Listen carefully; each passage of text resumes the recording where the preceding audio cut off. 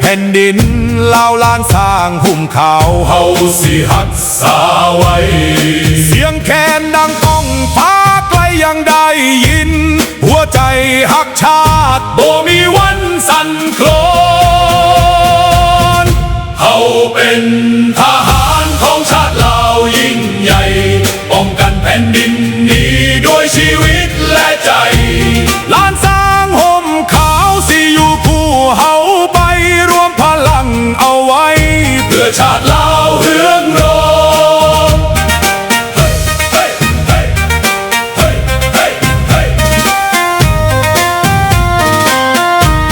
ยามศึกมาไกลเฮาบ่เคยถอยยืนหยัดต่อสู้เพื่อคนลาวทุกคนจากภูเขาสูงถึงลำน้ำโขงทุกตารางแผ่นดินเฮาสิหักษาไว้คำสัตย์สาบานดังก้องในใจเกิดเป็นลูกผู้ชายต้องหักชาติยิ่งใหญ่ถึงสิลำบากหรือมีน้ำตากะสิยืนหยัดเพื่อ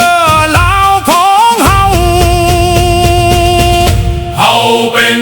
ทหารของชาติลาวยิ่งใหญ่ป้องกันแผ่นดินนี้ด้วยชีวิตและใจ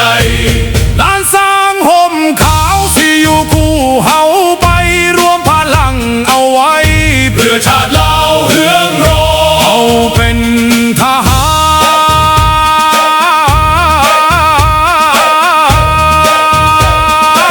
รของชาติลาวยิ่งใหญ่ป้องกันแผ่นดินนี้ด้วยชีวิตและใจ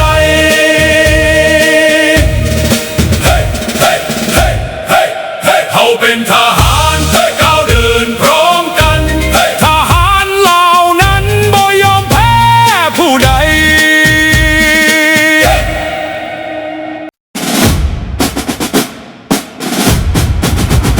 ศาสตร์เราตั้งแต่เดินมาขึ้นชื่อลือชาอยู่ในอาเซียนศาสตร์เราผูกพันไมตรีหวังสามัคคีฮักพ้องกันฮักศาสตร์ฮักประเทศเขาฮักเจ้าปกเกตเกษาฮักศาสตร์ฮักศาสตร์สมาแต่บุหารมาฮักษาดินแดนบ่ให้ศาสตร์ไทยมาล้วนฮาวีอบอุ่นญาติแย่งสิ่งเอาให้คืนเข้ามาลู่วุ่นวายสู้จนตัวตายต้านทานศัตรูสวยเสพสู้เลือดเนื้อเสียเมาฟื้นฟูผู้เอาบรรเทาทุกข์กันฮักศาสตร์ฮักศาสนาแต่บุหารมาฮักษาดินแดน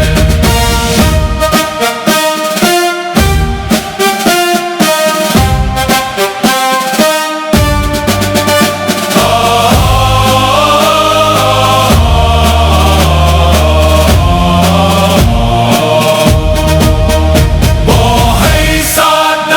มาล้วนฮาวีลบกวนญาติแย่งสิ่งเอา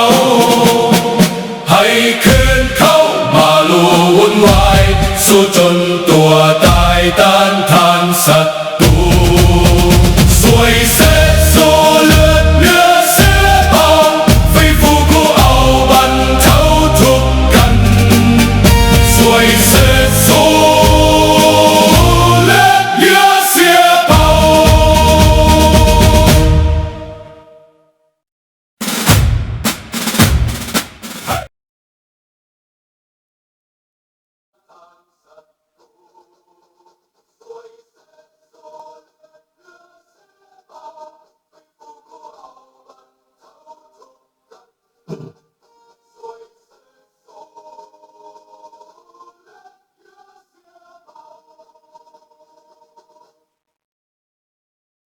สบายดีพี่น้องเนาะมาฮอดเลยเนาะมื้อนี้อากาศดีแคนาดานี่เป็นบุญพระเวทเนาะมื้อนี้บุญพระเวทของวัดสามัคคีธรรมารามมื้อนี้ ผู้ใดก็ไปบุญพระเวทกันเนาะมื้อนี้เนาะสบายดีน้องและตะวันเนาะสบายดีทุกท่านเนาะสบายดีบุญยอสบายดีเบิดทุกท่านผู้ละและก็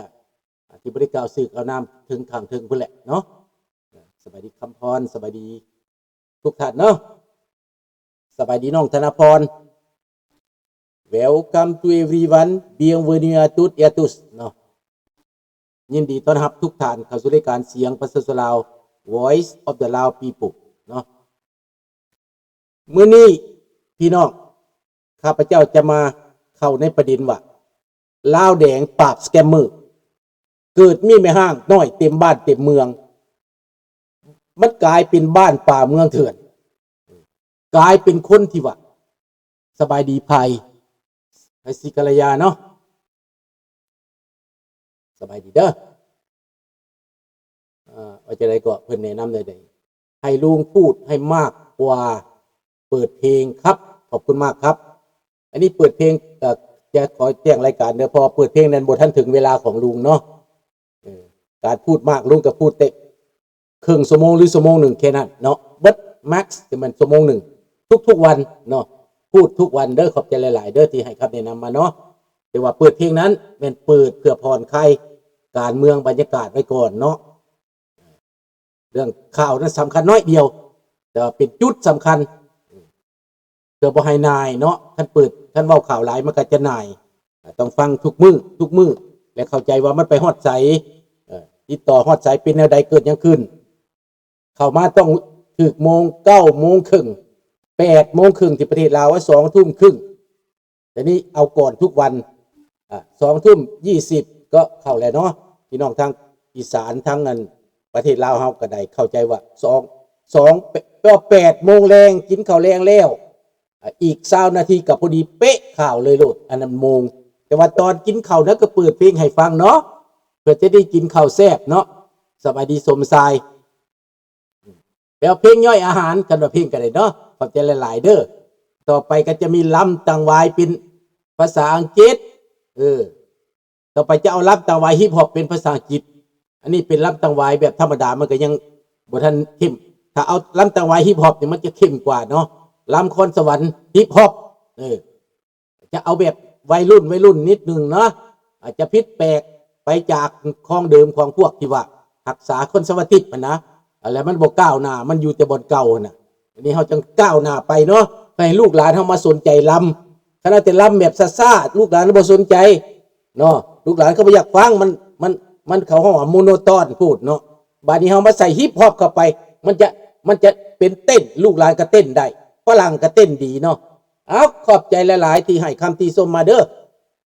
ก็เหตุผลก็จังซั่นถ้าเฮาคือกับเพลงหั่นแหละถ้าเฮาเอาแต่แบบเก่าหลายมันฟังแบบเก่าก็แม่นอยู่แต่ว่าเฮาดึงความสนใจของคนเนาะบัดนี้มาเว้าเรื่องการบ้านการเมืองนี่ในลาวปัจจุบันนี้เจ้าจะบ่ปราบสแกมเมอร์ก็บ่ได้แล้วพอโลกเขาจอบลงโทษเจ้าอยู่เขาจอบแซงชั่นว่าซั่นไปเขาจอบลงโทษเป็นหยังเขาจะจอบลงโทษ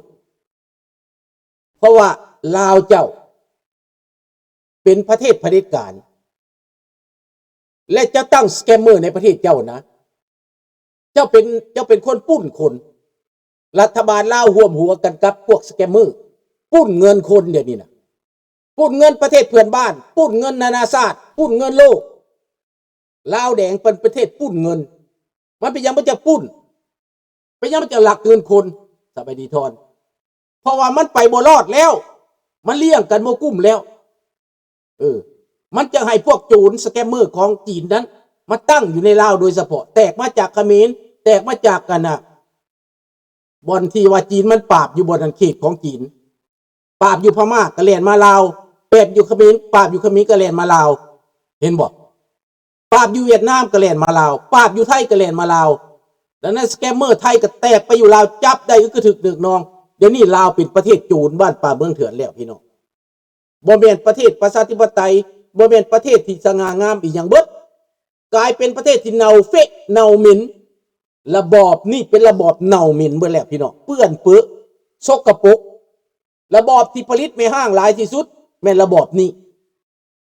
เห็นบ่ล่ะระบอบเผด็จการนี้แตกบ้านแตกเมืองปะ ผัวปะเมียยาเสพติดฟุ่มเฟือยแปลว่าซับพี่หุบผึกพี่น้องในเมืองลาวน่ะแปลว่าโมนะหกว่าสัตว์ไปกลายว่าเป็นผีดิบเป็นโมนะหกแล้วเมืองลาวเดี๋ยวนี้นะคนบ่มีศีลมีธรรมบ่มีสัจจาวาจาคนบ่ซื่อสัตย์คนขี้โคตรทรยศเต็มไปอยู่ในโลกอันนี้เพราะว่าพวกลาวแดงมันสร้างขึ้นมาเด็กน้อยบ่รู้จักที่บ่จักผู้เฒ่าผู้แก่บ่จักประวัติศาสตร์บ่จักการบ้านการเมืองบ่จักหลักการเชื่อว่าเจ๊กเป็นพ่อเป็นแม่เชื่อว่าแก้วเป็นพ่อเป็นแม่เชื่อว่าคอมมิวนิสต์เป็นคนดีในปัจจุบันนี้พวกเขาห้องว่าอักซ์เดอร์มานนะมีจีนมีรัสเซียมีเกาหลีเหนือมีอิหร่าน4 ประเทศนี้สิตีโลกเสรีพี่น้องแม่นแล้วเป็นบังดีเป็นจูนดังนั้น4 ประเทศนี้อยากประเสริฐหน้ากับอเมริกาอยากประเสริฐหน้ากับตะวันตกเอาเลยโลดพี่น้องเขาจะได้มวลข้าพเจ้าอยากเห็นในยุคตอนข้าพเจ้ามีชีวิตเนี่ยอยากเห็นเขาตีกันอยากเห็นดับศูนย์พวกนี้และอยากเห็นว่าพวกนี้มันมีความสามารถดับศูนย์โลกบอกมันเอาเลยมันเก่งหลายมันเก่งหลายให้มันเห็ดโลดให้บักกิ้มน้อยให้บักปูตีนให้บักสีเห็ดโลดข้างนี้นะอเมริกาเขาสิว่าจังใดคันว่าอาวุธนิวเคลียร์กับเพิ่นก็สิเอามาใส่เท่าปูตีนเท่ากิ้มน้อยกับผลิตนิวเคลียร์ขึ้นมาสิมาทำลายโลกว่าสัตว์ไปสิมามั่างลูกเท่าจีนกับผลิตลูกใหญ่ๆขึ้นมาสิมั่างลูกแต่ว่าข้าพเจ้าว่ามันสิทันได้มั่างบ่ให้มาเบิ่งเด้อพี่น้องเด้อข้าพเจ้าว่ามันสิทันได้มั่างบ่ให้คึดคักๆเด้อพี่น้องเด้อสบายดีเศษเกษตรร่ำรวยเนาะคือเฟซทองรุ่นทำอะไรบักทองรุ่นมาทำอะไรมันฟาดลูกไฟมันสอราดบางหลวงบักทองรุ่นมันสอราดบางหลวงมันขี่โคตรทรยศมันทรราชมันขายซาดบักทองรุ่นมันเหตุในประเทศลาวถูกจุนเหตุในประเทศลาวเป็นขี่ข่าคนเหตุในคนลาวต้องเป็นแรงงานทาสมันในประเทศลาวเป็นบ่อนมั่วสุมมันสร้างความสั่วความเลวในแผ่นดินบักทองรุ่นเป็นคนเลวในประวัติศาสตร์ลาวพี่น้องบักสอนไส้คือกันครอบครัวบักคำไตสีบันดอนครอบครัวบักทองรุ่นเป็นคนบ่ดีในประเทศลูกหลานรู้จักแล้วบอกนี่แหละความสั่วความเลวของพวกโจรพวกนี้ดังนั้นลูกหลานลาวในประเทศพี่น้องคนไทยคนลาวฟังแล้วมีความสนุกบอกมีความพอใจบอกอยู่ในระบอบแบบนี้นะดังนั้นพี่น้องบ่มีมนุษย์ตัวใดเถอะสิมาภูมิใจนำแบบนี้นะบ่มีตั้งแต่สมัยก่อนคนลาวเฮาก็มีความภาคภูมิใจข้าพเจ้าสิเล่าให้ฟังเด้อลูกหลานเฮาอยู่ประเทศอยู่ขอนแก่นอยู่อุดรไปทำงานอยู่ไสสมัยก่อน1975ไปทำงานเวียงจันทน์ไหนเงินมันดีไหนเงินเดือน 4,500 กีบนี่ซื้อคำได้บาทหนึ่งเอาไปลงตลาดก็กุ้มเป็นเดือนทั้งเซาเฮือนทั้งซื้อทั้งลงตลาดของขายในตลาดกีบ1 2 กีบน้ำตาลถุงละกีบน้ำโอเลี้ยงส่งถุง1 2 ถุงต่อกีบมันก็พออยู่ตัวคนแม่นบ่ล่ะสิ้นต่อละกีบสิ้นแห้งนะกินกับข้าวตอนเช้านะปลาทูแตะ1 2 กีบมันสิบ่อยู่ได้บ่คนมันก็อยู่ได้ตัวแต่ทุกมื้อนี่ได้ล่ะ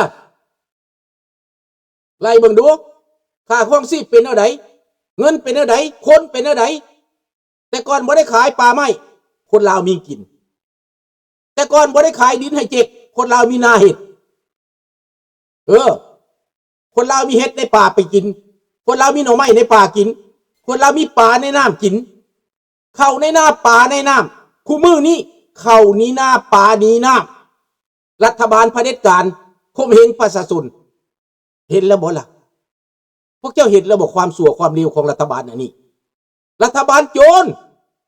พี่น้องคนไทยกับพอสิเข้าใจแล้ว ว่าประเทศเสรีเขาปกครองกัน